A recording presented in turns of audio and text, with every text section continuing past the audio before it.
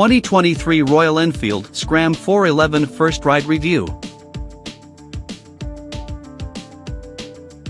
Anytime you have a hit on your hands the way Royal Enfield does with its Himalayan adventure bike, you capitalize on it. A few modifications here, a tweak there, and voila, a new variation is born. Many times, however, as with blockbuster movies, sequels fail to capture the success of the original. With the Scram 411, has Royal Enfield produced the two-wheeled equivalent of a follow-up hit like The Empire Strikes Back or a forgettable flop like Ghostbusters 2? The new Scrambler-style Scram 411 and the Himalayan share the same frame and air-cooled 411 cubic centimeters single with SOHC and 2 valves. The 4-gallon fuel tank is also the same, but the Himalayan's two-piece seat has been swapped for one of a singular design.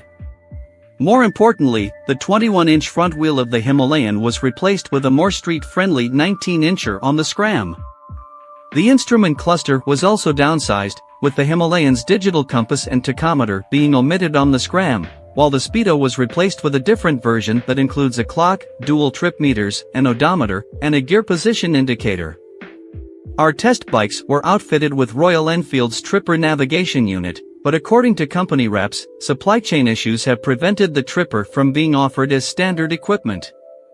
Instead, it will be an accessory available sometime in the future. Gone as well are the Himalayan's windscreen and front rack, forcing Enfield designers to clean up the bike's exposed cockpit, which they did by way of a cast metal headlight nacelle.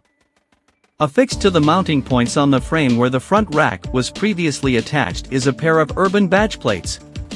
Kudos to Enfield for taking the time to cover an ugly mounting stock that another OEM may have left exposed and then incorporating that element into the bike's graphics. The Scram 411 is available in 7 different graphics packages, all starting at $5,099. Our route through the dairy lands of Wisconsin presented enough greenery and full lakes to make a California resident like me loath returning to our brown, drought-stricken state. What it didn't provide was a roadway tight enough to push the Scram to its limits in a series of peg-grinding, left-to-right transitions. But in the Badger State's plentiful sweepers, gently rounded corners, and straightaways, the Scram exhibited all the confidence a bike of its caliber should. The semi-knobby tires do a fine job generating good grip and control in on- or off-road conditions while looking the part of a scrambler. The handlebars are just the right width to provide the rider with comfortable control. But the reach to the levers was at the limit of my comfort level, and while you can fiddle with the clutch cable to bring the clutch lever closer to the bar, the brake lever would require replacement with something more ergonomic.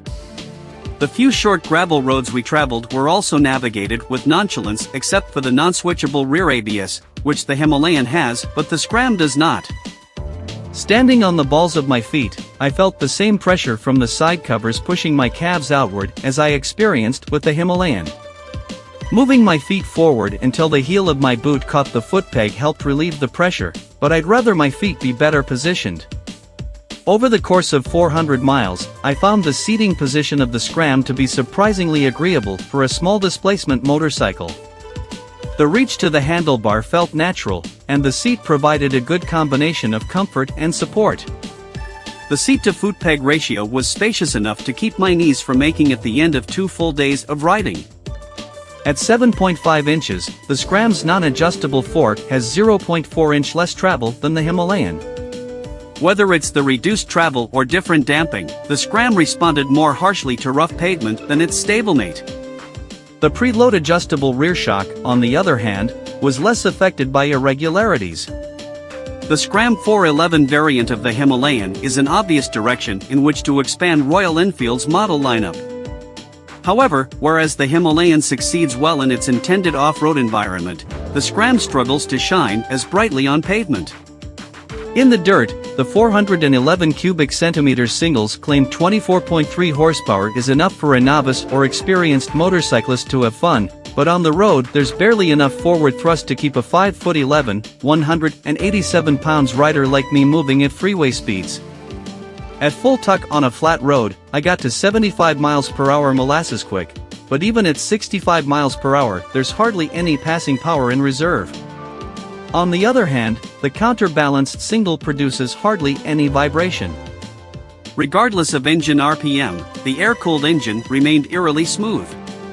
The 5-speed transmission was uncooperative at times, exhibiting occasional notchiness when downshifting multiple gears, but the clutch pull is light. The Scram's brakes are adequate but uninspiring. On the Himalayan, the single-disc brakes front and rear sufficiently slow the motorcycle in the dirt. On the street, however, effort is required to extract full power from the front 300mm disc gripped by a 2-piston caliper and the rear 240mm disc with a single-piston caliper. Has Royal Enfield got a sophomore hit on its hands?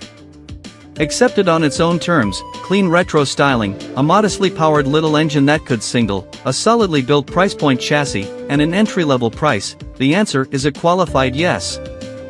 Part of the deal is a low-tech motorcycle that's heavy for its displacement class, 432 pounds with its 4-gallon tank full, which will be appealing, irrelevant, or unappealing depending on your point of view.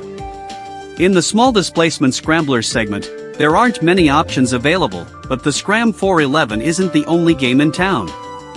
For an extra $300, there's the more modern, more powerful, and lighter Husqvarna Sparkpilot 401. Different strokes for different folks.